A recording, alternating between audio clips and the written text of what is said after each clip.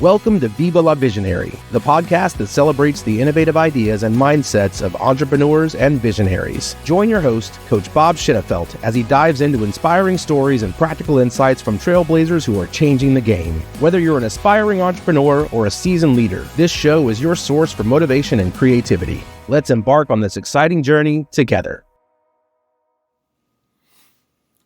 Hi there, Coach Bob, founder of the Visionary Forum and host of the podcast Viva la Visionary, celebrating and elevating. And I'm excited to have Ron Cox here with us today. Ron, how are you? I'm doing great. How are you doing, Bob? Awesome. And you're always doing great. I don't know why I ask you that, but love that. So, Ron, what are you up to? I know you've bought companies and sold companies, and so what are you up to today? I know you're doing a lot of cool things. Spending a lot of my time, obviously, writing books right now. So 2024, we published the first of two books. So it was released actually a couple weeks ago. So trying to really get my arms around that as the new title as American author. And as you know, being a fellow author yourself, when you get that book out there, there's a lot of, anxious moments where people are contacting you, wanting your time. So trying to balance the best use of that time right now with promoting the new book. That's awesome. And so what is the book about?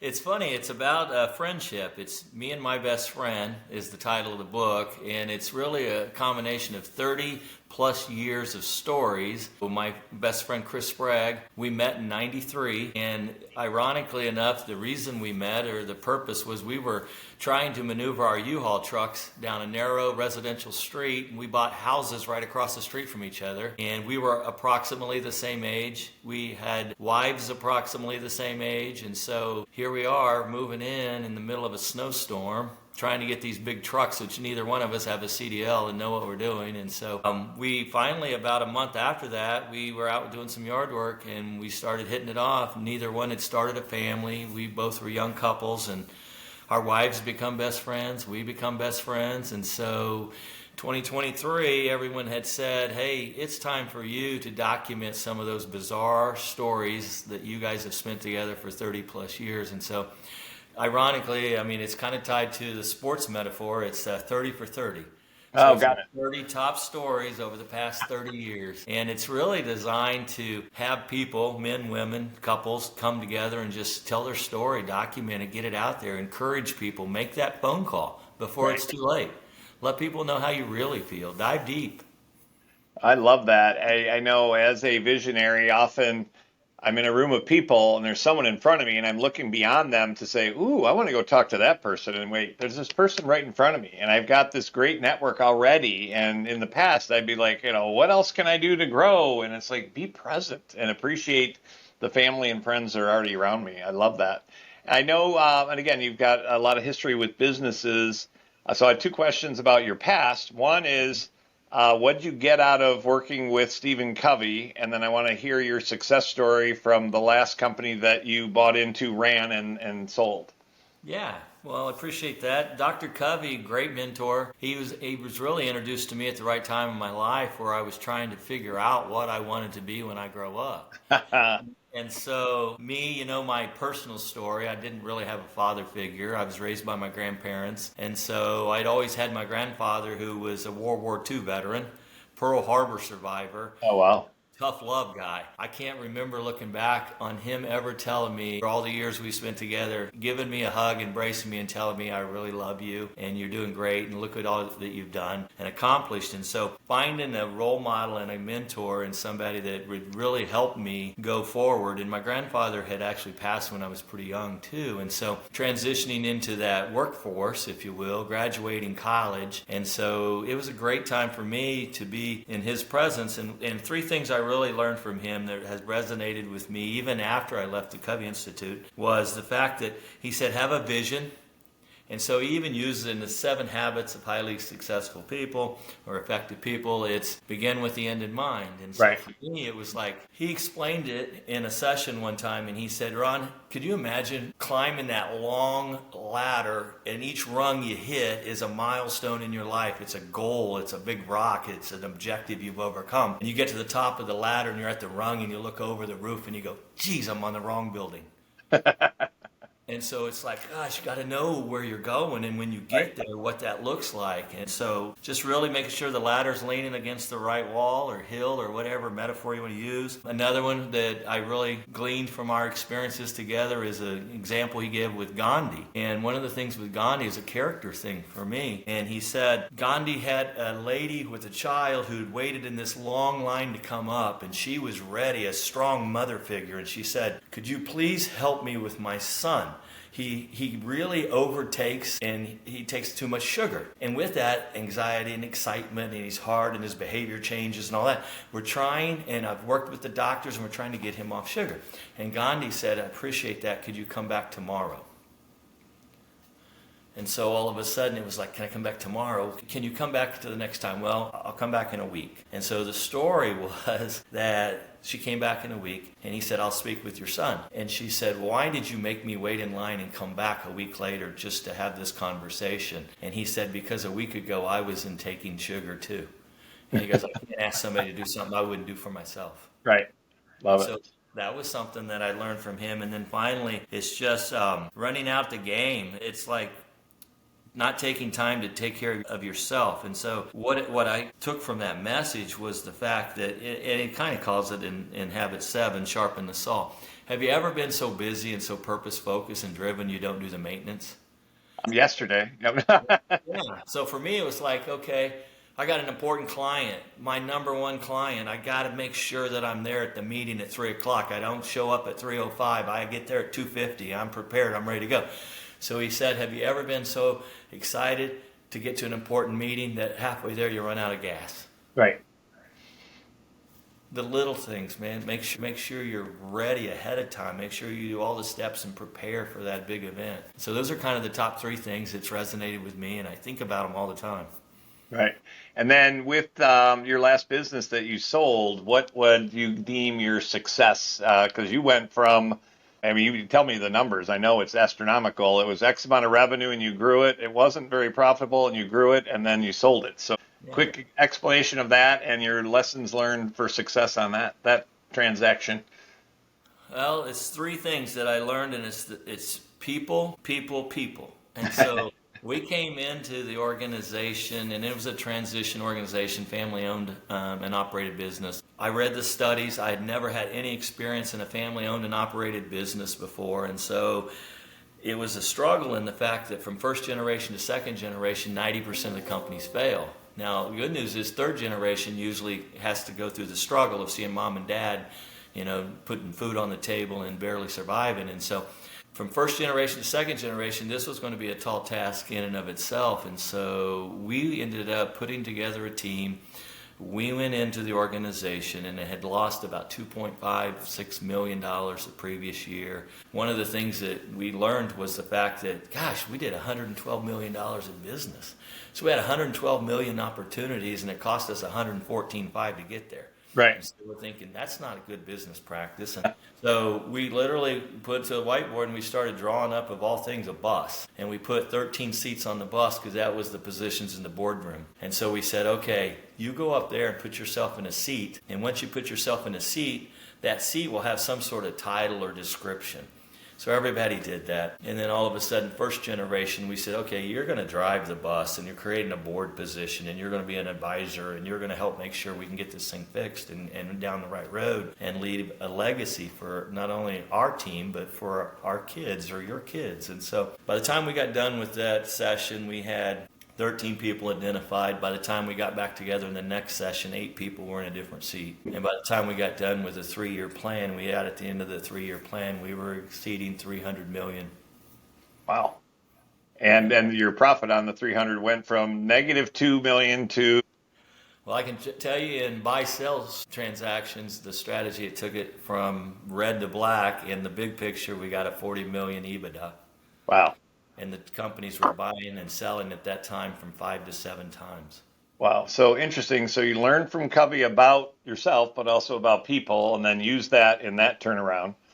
So that's awesome. I appreciate that. So why would you say you're on this planet? Just a small little question. I will tell you something before we leave that. Yeah, no, thank you. You're humble and you're a modest person, but I will tell you that in 2021, during this transaction and transition and trying to figure out what we wanted to do, I knew the people aspect and the importance through Covey and spending a decade working with teams. But working with you and the EOS and what you brought me to and the tools and everything out there, we had the greatest people. I was convinced we had the greatest people, but we didn't have operational excellence. And our conversations that I had with you and the EOS and the Visionary Forum and fellow entrepreneurs and visionaries, it was like, okay, awesome people. So I had the greatest lineup in my sports metaphor world. Right. I had the greatest lineup in the world, but I had them in the wrong positions. And maybe we weren't even coaching the right position. And so we aligned our coaching staff. We put together an operational excellence plans through the stuff that we ended up gleaning from the training that you gave me. I mean, that's all part of it. You have a great team, but if you have them in the wrong position, you're not going to win a game. So we aligned the two.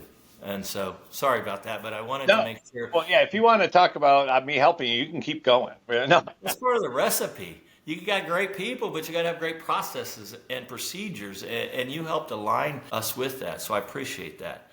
Well, thank you. And I love our story. I don't believe things just happen by happenstance. And so when we were at the EOS conference and I sat down to eat, and I was a person that I knew and used to work with. And so she and I were talking, and you were sitting across from the table. This is how I remember it. And, we're being inclusive. Say, oh, who are you? What do you do? And we talked briefly, and I said, oh, well, I'm talking tomorrow about, I think that one was the 6 Habits of a Great Effing Visionary. And he was like, I'm heading out tomorrow morning on a vacation. I'm like, oh, that's too bad, but let's stay in touch. Later that afternoon, I'm sitting in the front row watching one of the keynote speakers, which happens to be one of my best friends, Gino, who's the founder of EOS, and I get a text to say, hey, join me at the pool. I'll buy you a drink. I just want to talk. And I said, I'd love to, but I'm here to see my buddy speak. And then it's like, okay, great. Well, we'll connect. So the next morning, I'm up on stage getting ready, and I look, and who's sitting in the back row on the edge of the aisle is Ron. And I'm like, what are you doing here? He's like, you've intrigued me. So I appreciate that we, happened to meet by coincidence or not. And then, again, and our relationship has grown and we've gotten to know our wives and doing some other things together. So I just love those stories of how did we meet? So that was cool. So I'm glad you delayed your trip for a few hours, and I'm honored by that. So and you already kind of answered this, but if you could offer, what's one thing that you've done would you consider yourself a visionary? Because I know you're a very well-rounded leader. Do you consider yourself a visionary?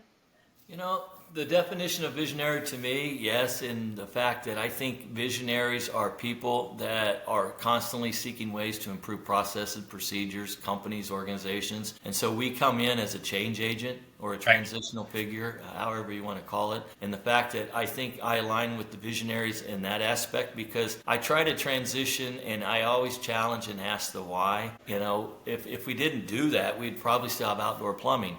And so we've got to figure out a way to perfect that. And so being like-minded with a lot of entrepreneurs, and for some reason, I know you can tell that I'm old and losing hair and going gray, but I still align with that young energy. Right. And people wanting to be successful, people wanting to grow business, and most importantly, they want to create a good or service that helps others. Right. Well, it's interesting. On my entrepreneur journey, my business partner suggested I join YEO at the time, probably 30 years ago, and that's the Young Entrepreneur Organization. And then as they grew and people were getting older, they got rid of the Y, which I think was a big branding error, because when I'm 61 now and when I'm 100, I'm going to consider myself youthful or young.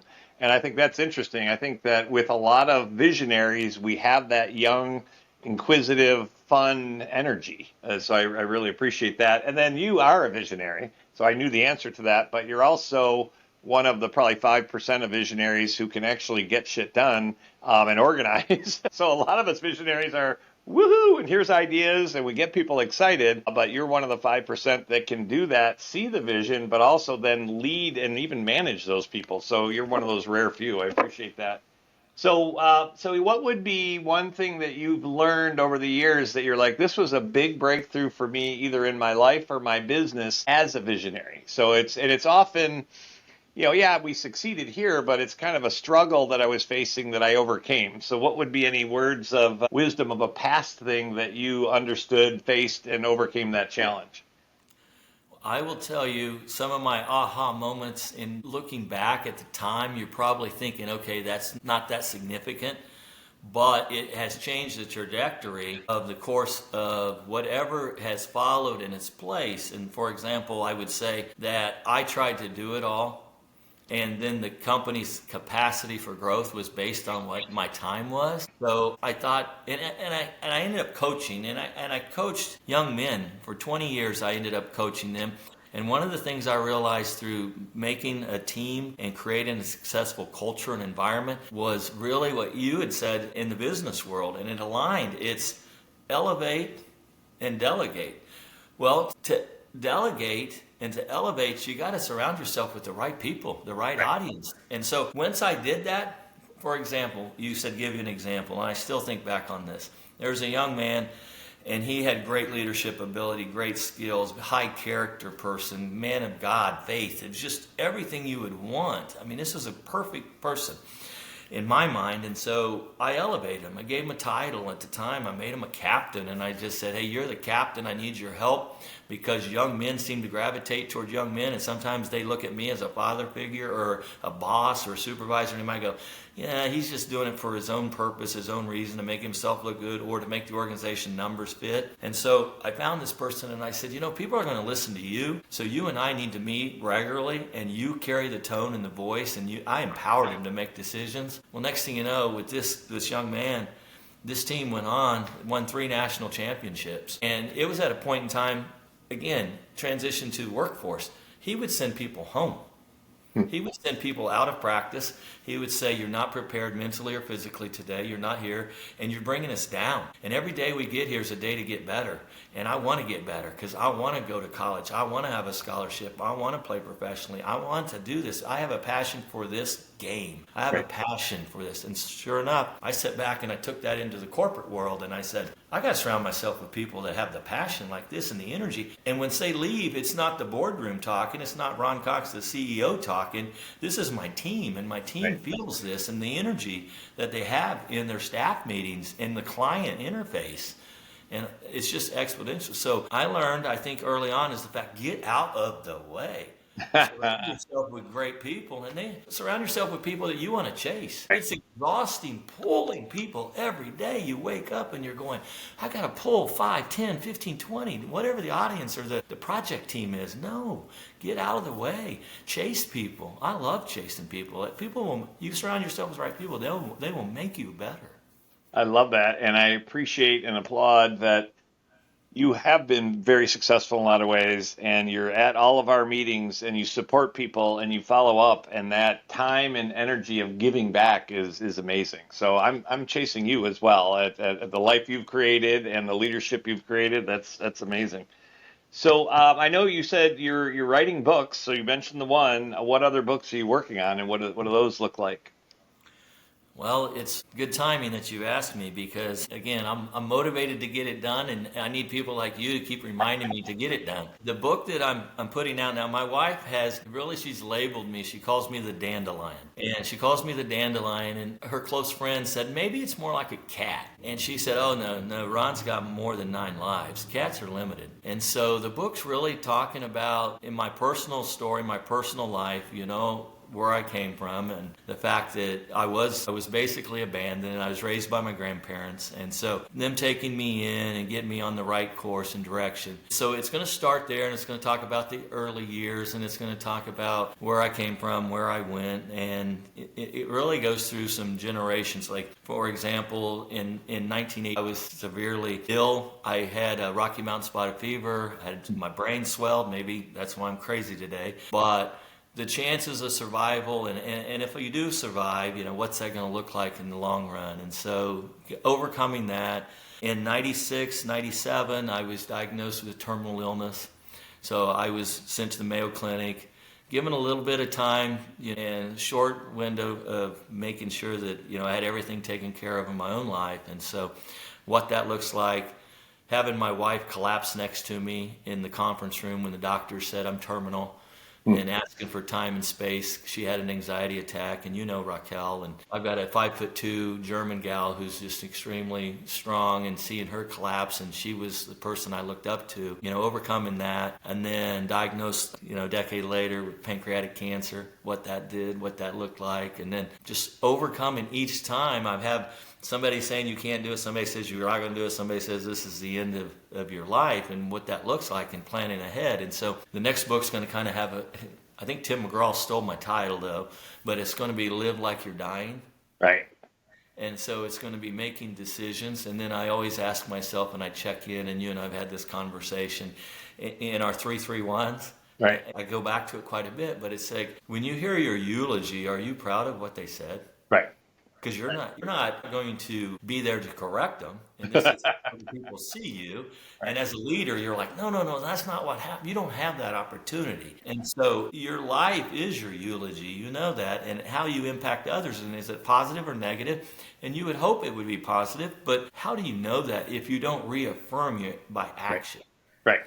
And so the book will be Live Like You're Dying, and it's going to talk about that, and I hope I don't offend too many of your listeners, but it's going to be a section in there about where I found God. Right. And how everything that I do and everything I give is because of God. So I appreciate you saying that, and I have had in the past dogma about talking about God, and is there a God, and am I going to offend, and I don't want to be known as an evangelist, but that's where my next question was going to be. You've had these, you were abandoned as a kid, you had different illnesses, and you overcame it. I was going to ask, what got you through that? And I have a feeling I know the answer to that. So is it God and faith that got you through those really tough times? Actually, I found God through the process, not heading into the process. Right. I don't think early, for example, again, I'm a strange person, so you're diving deep. My grandmother had said one day, we're going to do this, this, and this, and she kind of set the tone in our house. And so when I got to college, I found this awesome girl, like a lot of people do. And I found her my freshman year, and I was 18 years old. So I was in that transition from being a young boy, teenager, to a man. And I can tell you this because I have the DNA. Men don't mature as fast as women, okay? Yep. I'm just saying that. So I'm probably in that immature phase, and I found this little 5'2" German lady. Last name was Shefflin, and all of a sudden she came into my life, and she really got me on that right course. Well, my grandmother found out that we might be moving into an apartment together, and so the conversation changed to, I didn't raise you like that. You're not going to be a sinful son of mine. And so I thought, okay, how are we going to resolve this? So I ended up taking this lovely bride-to-be out to a local little hamburger joint, and I said, hey, I can't pay for the apartment. I can't move in with you. I do love you. But my grandmother said that she didn't raise a grandson that's going to live in sin. So would you marry me? And she said she would. And so I got married in college. Wow. And we got the apartment. And so she got me on the right course. She had great values. And so getting a woman like Raquel into my life as a freshman in college, when I was trying to become more mature as an 18-year-old, getting married in college, and then she brought me to God. And so I would say between Raquel and God, that's why I'm here today, and keeping me focused on the right things that matter most. Well, I love it. And again, I've avoided the God conversation with people in public because I didn't want to be judged. And yet what I've realized, it is a lot about faith and belief. And it's not always a knowing if we can't prove it. And so to me, I'm like, so it's like, well, how do you know there's a God? Well, people just know it. And so when I'm working with other entrepreneurs, other visionaries, I don't talk about necessarily God, but I talk about, okay, let's tap into what's going on in my head and my heart and something greater, whatever that is for people. That might be God, it may be faith, I'm not here to say what it is for people, but I know for me, when I've been going through adversity and struggle, when I slow down and just listen, and I kind of don't know where it's coming from, but I'm believing that it is, because is it my dad who passed away 11 years ago? Is it angels? Is it this? And what's kind of cool, what I've learned is that it's okay to have mystery. And faith is believing in something that maybe isn't tangible or proven. And so that's what I see, a huge growth in with us visionaries, we have faith in ourselves. We have faith and belief in love. We have faith and belief in trying. And if we fail, we're just going to get back up. So it's amazing as we've attracted people to the Visionary Forum. We don't lead with "come find God" at all. It's "come find yourself." And again, that usually means something else. So yeah, so you didn't offend. And also it's been interesting as we've tiptoed around spirit, because we don't just talk about the visionary seat in a business. We are visionaries in life. And so we are tapped into something greater when we slow down and listen. And to me, one of the opportunities we have is not only to help visionaries, is to help other people to have vision. Benny Fisher was on yesterday, and I loved what I asked about, can visionaries be created or are we born? And he said, what I remember him saying is that he feels God has created us each as creators of our own life with God. And so it's interesting. So to me, as we are helping people to see it's okay to have a vision, it's okay to try things and to involve others and help others, and that's what it's all about. And that's what I've found, because I've kind of been, I have to work harder and then I'll be successful. And I've slowed down, and with people like you as a mentor to say, serve others. And that's the greatest gift of all. So I appreciate you tapping into that vocabulary, which is sometimes taboo. Well, it is. And I will tell you, I can still remember back in 97, and I went up to Lake Superior, up north in your area of the world, and I was sitting on the shoreline of rocks and boulders, and I was sitting there staring out over this great, largest freshwater lake in the world, and I said, God, if you will bring me home and you bring me through this. I had a young child at the time too, and I said, I'll forever be a servant to you and a disciple of you. And we had that conversation, and I wasn't quite sure if he was listening or talking back, but I still remember waking up in the middle of the night thinking, okay, you need to have this conversation with your wife. And so I sit down and I said, you would always be first in my life. And then now that we have a young child and a family, my family would always be first. But I said, I feel like I've been lying to you, because I need to put God first and family second and everything else third. And she said, that's the way I look at the world. And we never had that conversation until I was terminal. And so all of a sudden it's like, it's okay. And so once I did that, and once my wife and I, we were on the same agreement that God, family, and everything else is a distant third, it just seemed like the vision was there. It's clear. And if you ever get off track, you discern, you go back and you have that conversation. And I think things seem to fall in line if you are true to God and true to your family. And then I think that the business, I won't say it takes care of itself. There's a lot of work that needs to be done. But if you surround yourself again with people that have that vision, I think you're going to be great. Oh, I love that. Spiritual teacher that I'm lucky enough to know and follow was talking about this, that often when we have trouble or struggles, we take that and put it in our partner's backpack. And he's like, after a while, the person's like, you can't handle it. And the way he said it, which I thought was cool, is put it in God's backpack. I'm like, wow, well, that's kind of cool. So that was a big aha and awakening for me. Yeah, it's been interesting. And even in our community, and to me, community is so key to have a trusted place to share visions or struggles and not be judged. And so that has been a huge growth for me. And I love how in our group that we're a part of, we can talk about spirit or God and people aren't judging. And it's from different religions and faith. And so what's been so cool, and I love Dr. Bill Isaacs wrote a book called Dialogue, and it's the art of learning together.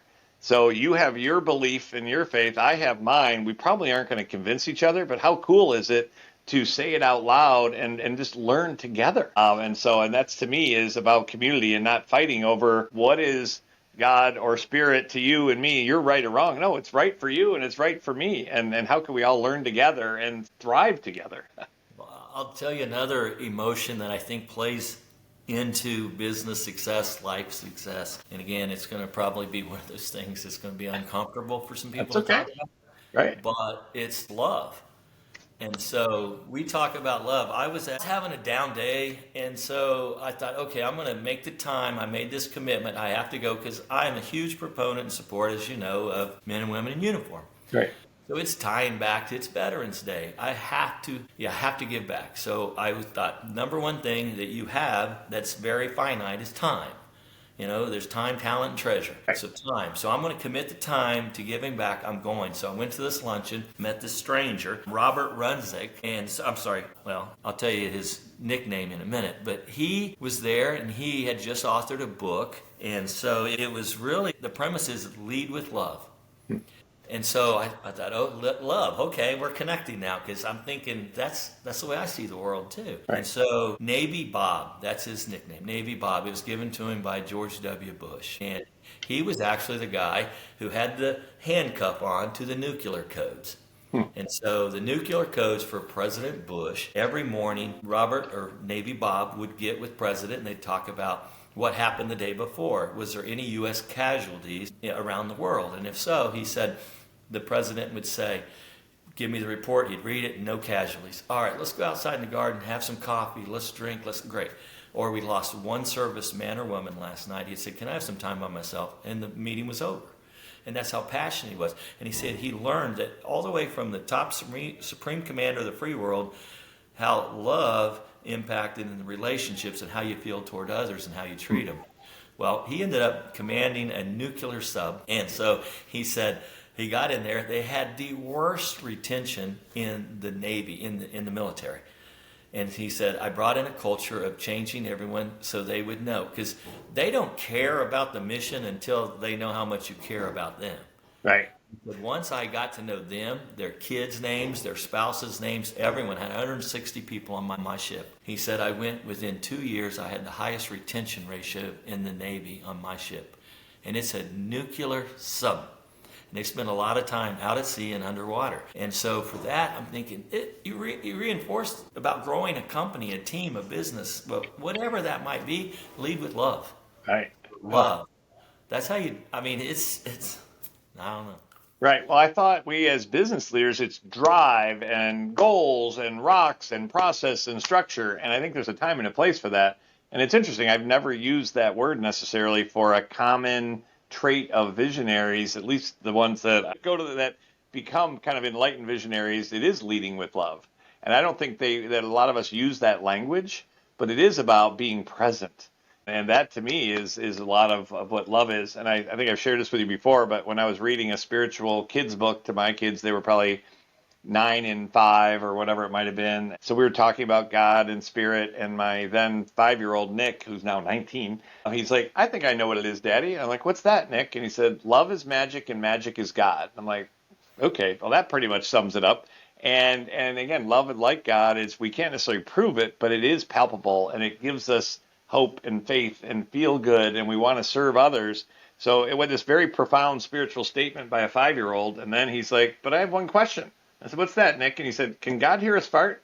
like, okay, so here's this wise soul and this 5-year-old. But it has been amazing to learn from kids. And speaking about kids, I know kids are a big part of your passion.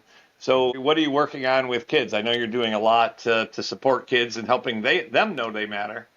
Yeah, it's funny you say that. And the impact kids love, corporate success. I was at Oklahoma City a couple months ago, and I was at a Department of Defense conference, and we were talking about business development and how we can protect our men and women in uniform. And one of the guys that was there, he's a grown man now, and I knew him, when he was probably 18.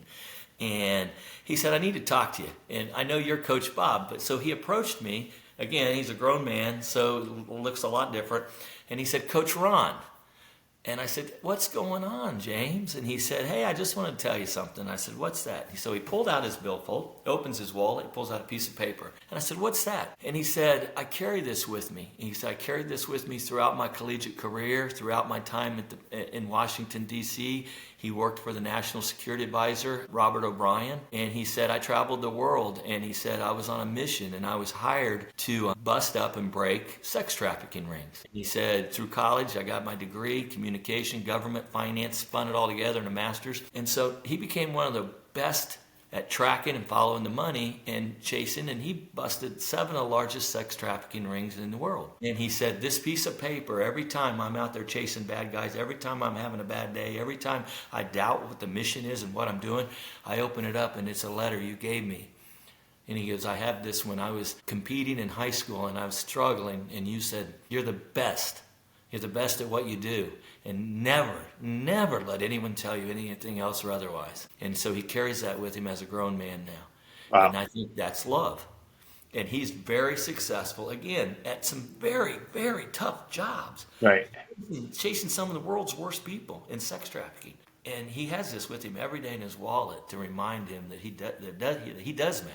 And so for you and your mission about the I matter, because I am good, I am great, I'm a good student, a good father, a good son, I'm a good person. I think that's what's important. So for me, you have really reinforced that fact. So I spend time now, I met the other day with a children's author, and she's doing that through trying to teach kids the Leadership in Me program, which is something that Dr. Covey did years ago. But the modern version is, I'll give you an example. She has characters that she goes into K through 6th grade, and she'll put a character book together, and so she'll show them, I have the heart of a lion, I have the courage of another animal, I have this. And so what do? What's that uneasiness in my belly? And she said, we call that kind of a snake. It's coiled up, ready to release its energy. And it could be positive or negative. And so working with her, giving her materials and time to help bring the courage out in these young kids, because they're struggling, through COVID and isolation and all the issues associated with that. So it's really just building up their self-esteem and reconnecting parents, teachers, community. So I spend a lot of time in the K-12 area, just helping kids and helping people and adults get the tools they need. Right. No, I love that. Someone made a comment recently, and again, I think you and I are on the same track on a lot of different areas, but as someone said, that I help people to believe that they believe. I'm like, that's interesting. So it's like, well, I believe it's this. Okay, do you really believe that? Because a lot of times it's like, well, I think I matter and I think I'm pretty good. All right, do you really believe it? Well, yeah, I believe it. Okay, do you believe that you believe? I thought that was kind of an interesting, because again, I can't prove it, but if in my head, it's like, I am a good father and I believe that. I am a great leader and I believe that. I do believe there's something greater looking out for us. I do believe when I serve others, it may not be a return for me, but it is a return for me. So I thought that was interesting. But all right, well, cool. Well, my last question for you, our rally cry for visionaries, it's Viva la Visionary. And so what does that mean to you? Viva la Visionary to me is celebrate that. Celebrate you as a person, that characteristic, your personality, and use it to transform or transcend into others and allow them it's okay. It's okay to be different. It's okay to think outside the box. It's okay to challenge the norm. So Viva la Visionary is tap into that inner soul and that energy and bring it out and share it with others. It's a good thing. I appreciate that. I interviewed someone the other day, and he had sold a business and started a new one. And I said, you sound like a visionary. He goes, I sound like an idiot. And so that's what's interesting is because a lot of us visionaries didn't feel like we fit in at school or in society because we can't sit still. And we believe in love and we believe in, why not do the right thing? And yet what I've learned is some of that negative language is I'm not good at things or whatever. So yeah, I love the to believe in ourselves and that we are different and we're all different. But to celebrate who we are. I love that. Well, cool. And I think it goes to me, like you, for example, a good visionary or role model is somebody who is open-minded, who doesn't subscribe to the 1985 management model, which is command and control. Right. Because that's not going to take us where we need to go, and leading others, especially younger generations. They don't understand the 1985 command and control. They want to say, hey, my opinion matters, I matter, I'm valued, you love me, you want to see me succeed. And then therefore I think they bring that back to the team, and everyone supports everyone. 2 ears, 1 mouth. Love it. Well, thank you. You've been an inspiration to me and for many of the people that work for you and the kids that you support and the military and many other visionaries. So I appreciate your wisdom, and I'm glad that you have that faith and belief and drive that, you're not done yet. You're providing so much value and inspiration. So I love you and glad to know you. Well, thank you for having the time today. Thank you. All right. Thank you, Ron. Have a great day. You too. Thanks. Thank you for tuning in to Viva la Visionary. We hope you enjoyed today's episode and found inspiration in our guest stories. If you loved what you heard, please subscribe, rate, and share the podcast with fellow dreamers and doers. Join us next time as we continue to explore the limitless possibilities of visionary thinking. Until then, keep dreaming big and taking action. Your vision matters.